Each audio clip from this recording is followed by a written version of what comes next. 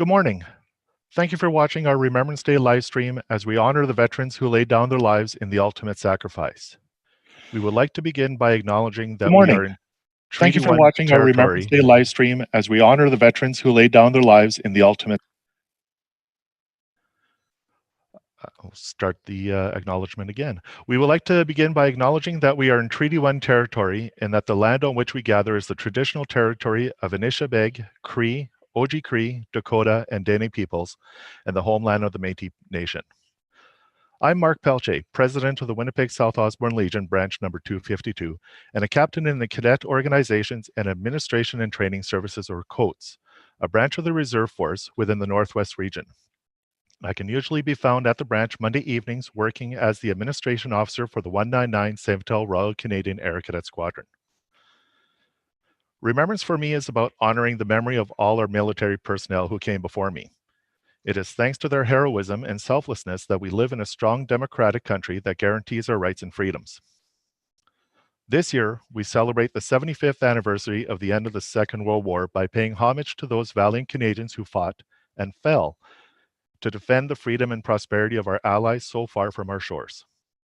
I want to tell you about the hardships that our veterans suffered and their incredible courage because their decision to serve our country meant enormous sacrifice. In wartime, young Canadians leave their families, friends, communities, and our country for months and even years at a time to fight for freedom and for peace. They do so despite the very real threat of never coming home again.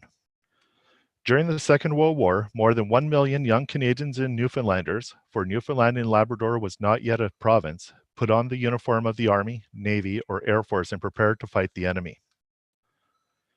Picture yourself walking for hours carrying a backpack, drenched in rain, covered in snow, or sweating through extreme heat. You haven't bathed in weeks or eaten a meal that didn't come out of a can. You dig a deep hole in the ground, a foxhole, to catch a few hours sleep, often interrupted by a duty watch, artillery bombardment, or enemy attack. You're a Canadian soldier. Feel the freezing winds and the salt spray of the North Atlantic as you stand watch for enemy submarines and airplanes trying to break the vital shipping supply lines on which the Allies rely. You may be in knee-deep water that has flooded the lower decks of your ship and you haven't seen land for weeks. You're a Canadian sailor. Now you're flying through fog, clouds and rain, in the dark of night without the benefit of radar. Enemy artillery shells rock your plane and test your courage. You don't know whether you'll make it back to the airfield or crash into enemy territory, but you have to continue on to drop bombs on your target. You're a Canadian aviator. You're one of 1 million Canadians who wonder whether you'll ever see home again, whether you'll ever kiss your mother or hug your father again, or whether you'll ever grow old. 45,000 Canadians didn't get the chance to do these things. They never returned home from the Second World War. We also pay tribute on Remembrance Day to veterans of the Korean and Afghanistan wars. More than 500 Canadians lost their lives in Korea, and 158 Canadian Armed Forces members did not come back from Afghanistan. Many who did return carried the consequences of war with them. Haunting memories of their wartime experiences left many survivors with long-term psychological, emotional, or physical wounds. Undeterred by the horrors of conflict and war, generations of Canada's bravest and best have risked their lives for our freedom. They were determined to keep Canadians from harm, to defend our way of life, and try to make the world a better place. That's something we must never forget. It is important that we recognize Canadian veterans for their unimaginable heroism and great sacrifices. Of course, military operations are not confined to foreign soil, nor are they limited to the past. Today, Canadian Armed Forces members continue to risk their own health and safety to protect others. While many continue to be deployed overseas on United Nations and NATO missions, others serve here at home. Some respond to natural disasters. Canadian Armed Forces personnel have dealt with devastating floods and forest fires and massive snowstorms across the country in recent years. Others have put their medical training to work helping to fight a pandemic. Still others carry out life-saving search and rescue missions by air and sea. The Canadian Armed Forces responds to about 1,000 search and rescue calls each year.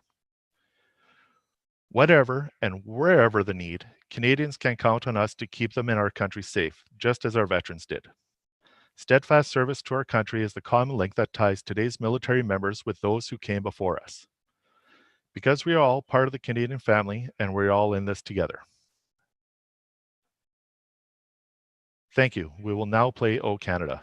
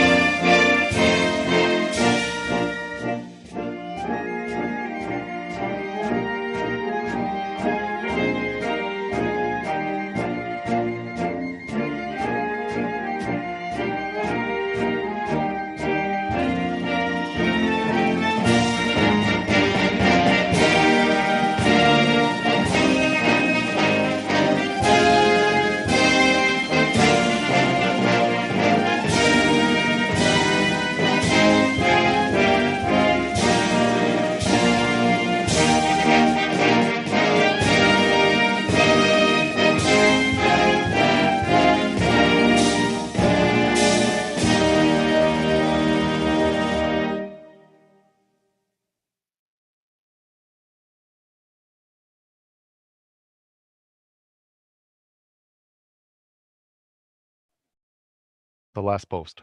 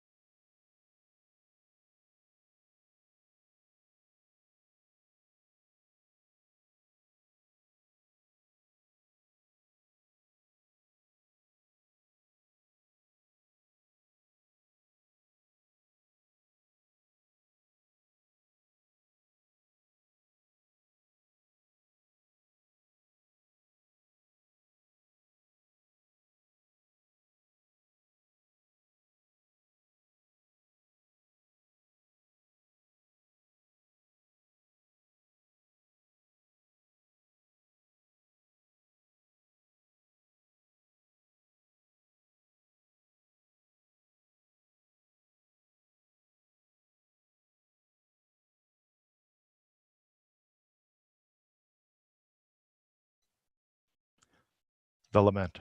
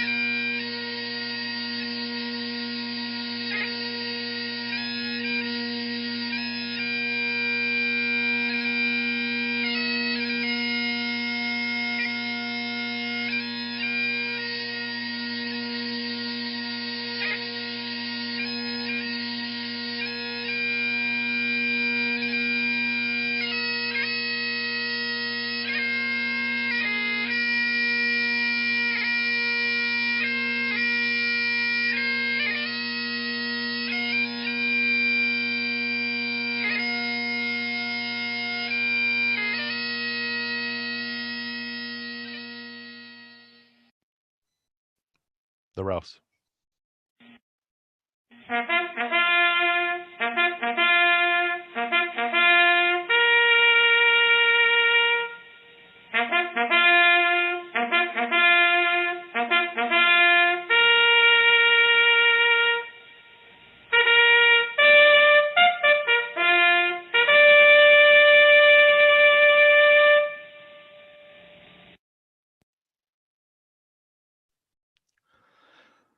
They shall grow not old, as we the left grow old. Age shall not weary them, nor the years condemn. At the going down of the sun, and in the morning, we will remember them. In Flanders Fields will be read by Corporal Aliana Telyatnikova of the 199 Cemetel Royal Canadian Air Cadet Squadron. In Flanders fields the poppies blow, between the crosses row on row that mark our place, and in the sky the larks still bravely singing fly, scars heard amid the guns below. We are the dead, short days ago we lived, felt dawn, saw sunset glow, loved and were loved, and now we lie in Flanders fields. Take up our quarrel with the foe, to you from failing hands we throw, the torch be yours to hold it high, if ye break faith with us would die, we shall not sleep, the poppies grow in Flanders fields.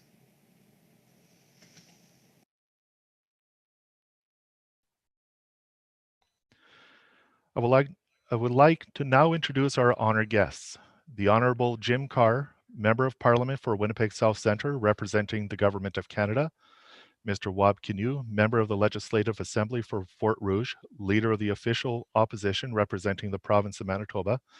Ms. Sherry Rollins, Councillor for Fort Rouge and East Fort Garry, representing the City of Winnipeg, and Major Evan Murray and Warrant Officer First Class Sijun Zhao, representing the 199 Seventel Royal Canadian Air Cadet Squadron. Ladies and gentlemen, the Honorable Mr. Jim Carr. Good morning. I too would like to acknowledge that we are in Treaty 1 territory and the homeland of the Métis Nation. We live in turbulent times. We are separated from loved ones. The pandemic is affecting the lives of all of us, directly or indirectly. And we are called upon to make sacrifices in our personal life and in our communities. But today, my family remembers. We remember my uncle, David Golden, Winnipeg Grenadiers, who on Christmas Day, 1941, was captured in the Battle of Hong Kong and spent 3.5 years in a Japanese prisoner of war camp. He survived on a diet of rice with a helping of boll weevils in between. He kept a diary, and for keeping a diary, he was nearly executed by his captors, but survived, and returned home in August of 1945, weighing 120 pounds. He went on to a stellar career as a leader within the Canadian government. I remember today that it was June the 6th, 2004, when I had the honor of accompanying Duff Roblin to Normandy. Duff was a veteran of the Normandy campaign and spoke on behalf of the veterans of Canada. We walked together through the cemetery of Benny-sur-Mer, and we saw the gravestones, age 18, 19, 20, maybe even younger than that.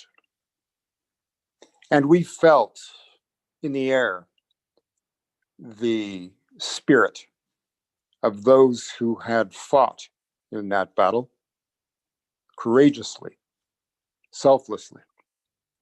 And here we are standing on the shoulders of what they have done for us. We remember today that without that sacrifice, without that courage, we would not be living with freedom, with democracy, and with the understanding that we have created here in Canada, a most magnificent country. My family remembers today. We will never forget the sacrifices of our community and our nation. This is a special moment we shall never forget.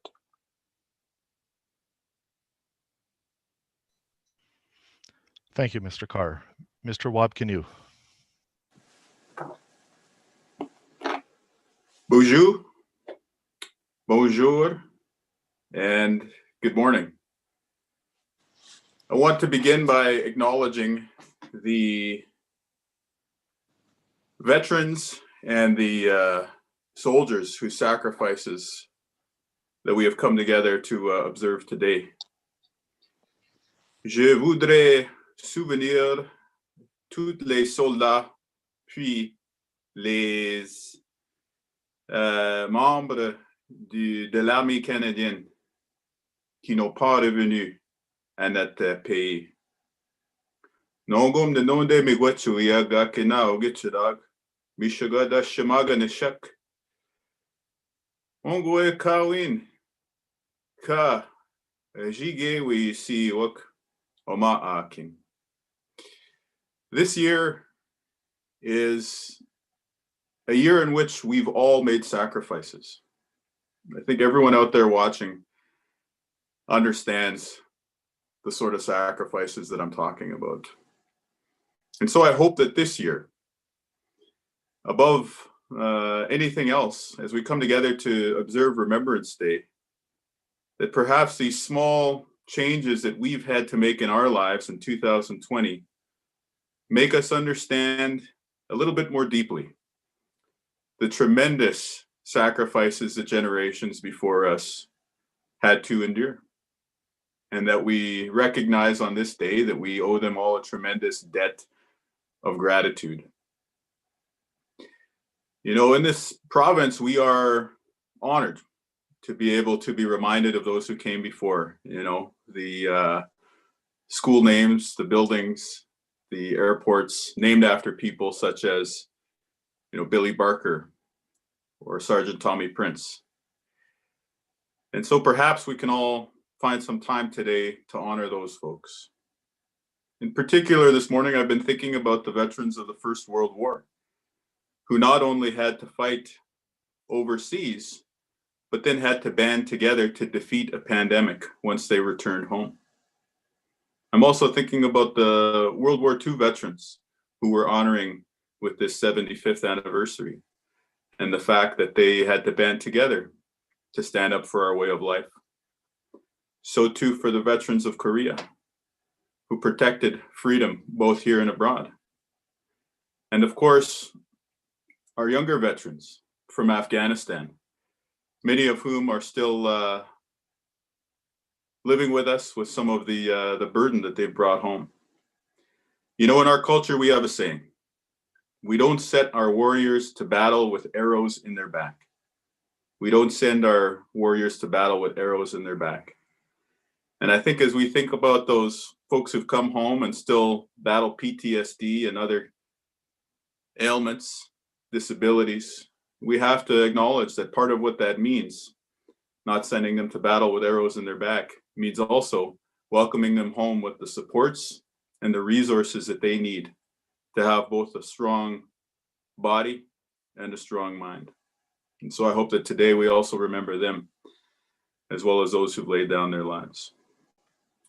But more than anything this year, I think that we can take stock of how our society has been able to weather a challenge that has tested each and every one of us.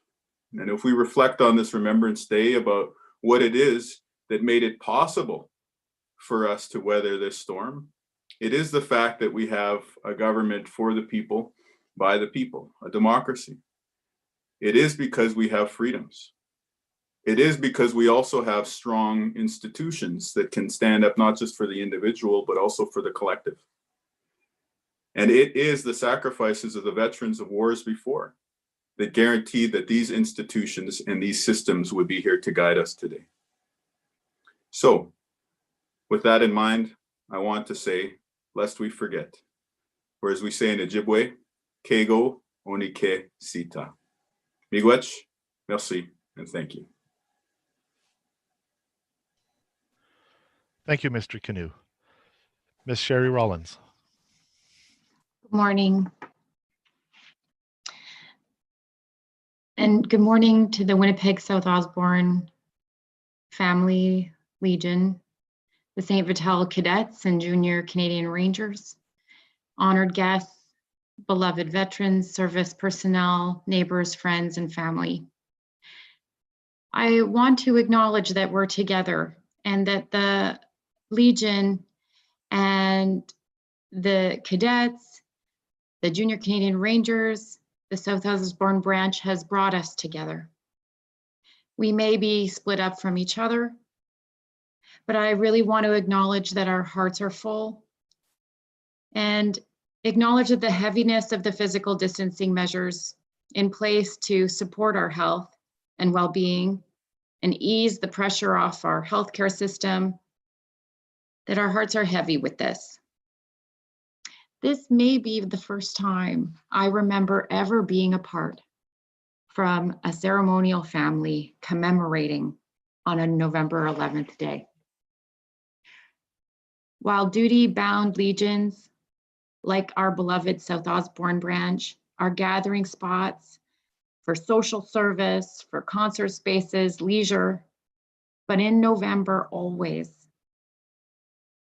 for commemoration. And so I am grateful today and always for this, for these efforts in gathering. I grew up going to the National Memorial in Ottawa. That's where I spent November 11th.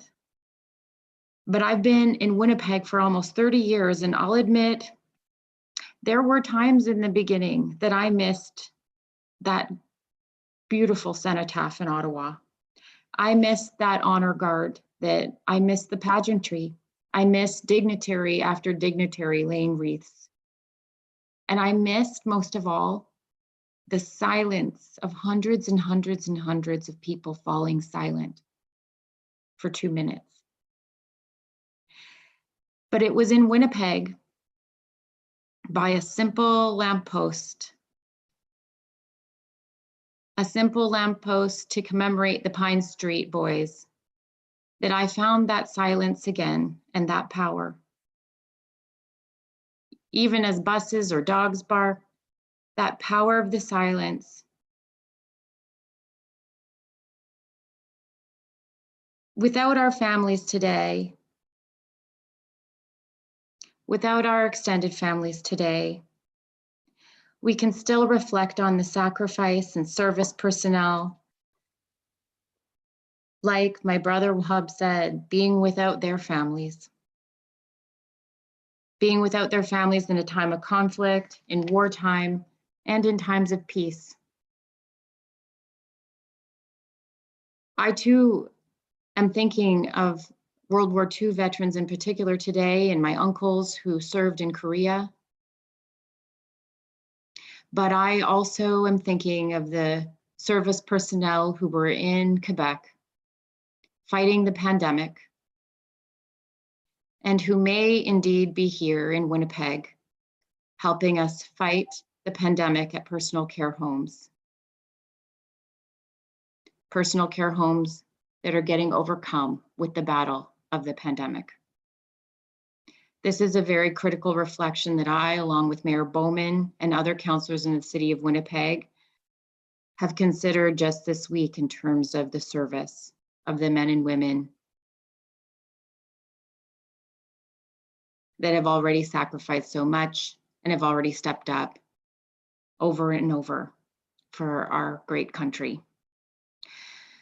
So as we show up in our living rooms today and in our kitchens, and remember those who stand on guard for us, we're not breaking faith with them. And in the words of John McCrae, indeed, we are still bravely singing. Thank you. Thank you, Ms. Rollins.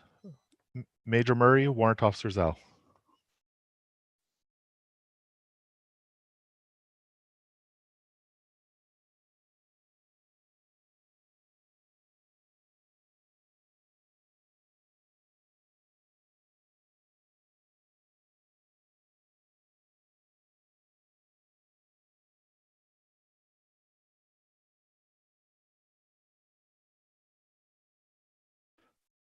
Major Murray, I believe you're muted. Of course, that would be me that does that.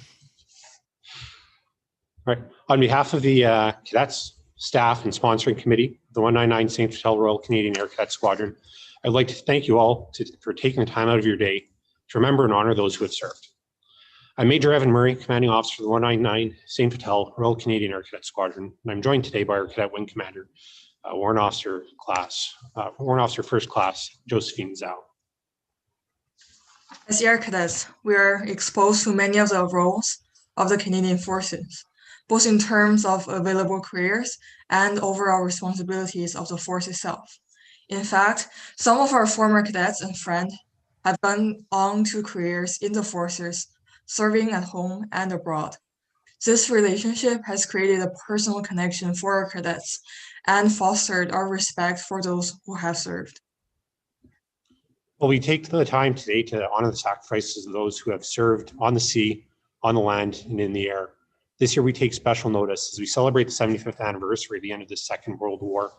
75 years can be a long time, and a lot can be forgotten, especially in areas like where we are, where we did not see the full impact of armed conflict.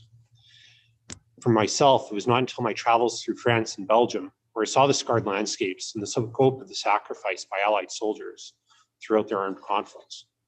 More potent than the landscape was actually the residents, who would thank you just for being a Canadian because of the stories shared by their parents, which they'll continue to pass on to their children. They will not forget, and we should always remember. As young people, we're able to take this time of peace for granted. And that is what all those who came before us have fought for, lived for, and died for. In land, air, and sea, where our forefathers lay at rest, it is not only their actions that we shall remember, but also their beliefs. What they have fought for, a peace hard earned, is what we, as young cadets of Canada, hold dearest to us. It is with that in our hearts we serve, learn, and advance. Our squadron has always had a link to the Royal Canadian Legion, including a growing relationship with Winnipeg South Osborne branch, providing mutual support between our two organizations. Our partnership provides us with a unique view of the impact that they have in the community, and we're proud to help them out today with their virtual ceremony. While we're unable to meet in person on this day, I would like to thank you again for taking time to join us in this act of remembrance. I would encourage each of you to remember the service and sacrifice of the members of the Canadian Forces throughout the year, and whenever you can, thank a veteran or a soldier for what they do.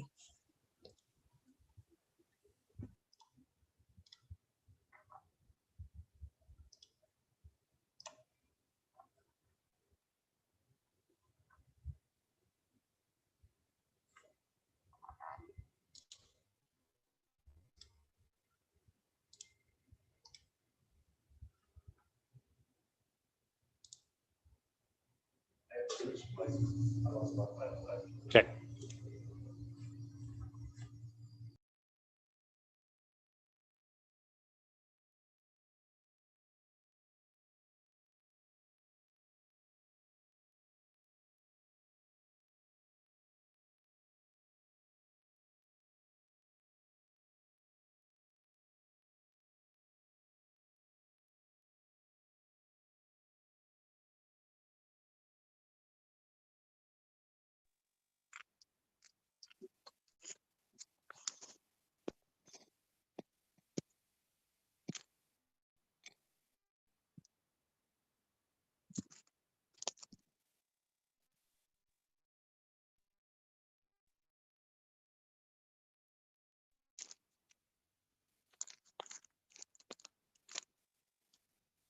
Normally at this time, we would have our guest lay wreaths, but due to the restrictions imposed by pandemic, the wreaths have been pre-positioned.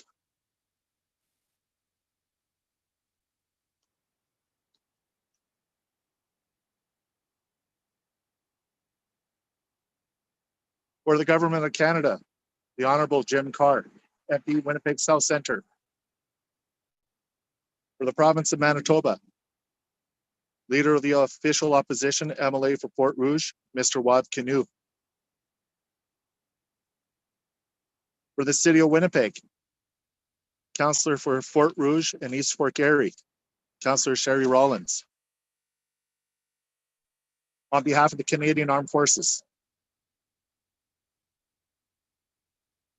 for the Winnipeg South Osborne Branch 252, myself, President Mark Pelche, First Vice President Andy Fialski. For the Winnipeg South Osborne Legion Ladies Auxiliary, Comrade Maureen Dunlop. For the Winnipeg South Osborne Legion 65 Club, Comrade Jim Ryland. For the Canadian Cadet Organizations and the 199 Centel Royal Canadian Air Cadet Squadron, Major Evan Murray and Warrant Officer First Class Cezanne Zhao.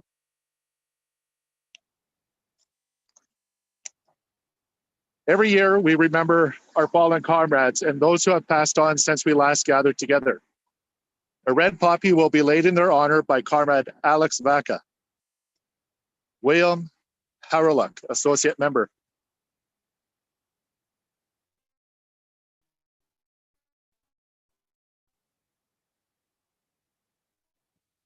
Margaret Elizabeth Rose Martel, Associate Member. Harry Tucker, Life Member.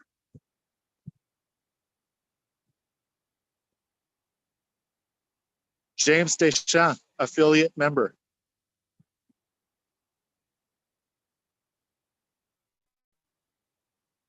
Kathleen Dodd Bonallo, Associate Member. Robert Bryce, Ordinary Member. David Mazurkowicz, Affiliate Member.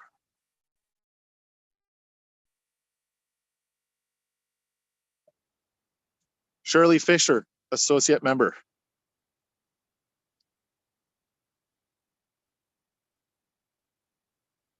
We will remember them. We will now play the Royal Anthem.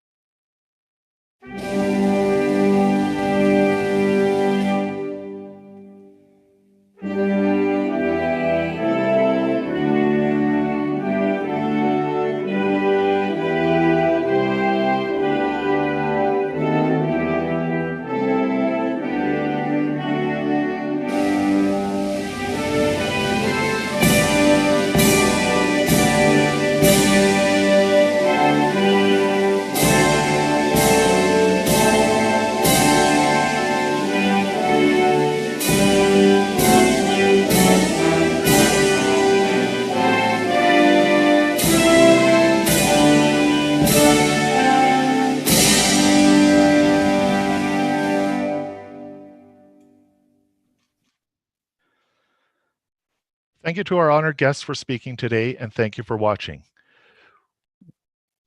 Due to the pandemic, our normal way of collecting for the Poppy Fund has changed. This year, we are accepting donations to the Branch Poppy Fund via e-transfer at poppyfund@rcl252.mb.ca. Please take a moment to donate and support our veterans. I would like to thank you all again for watching, and have a great day, and please support our veterans. Thank you.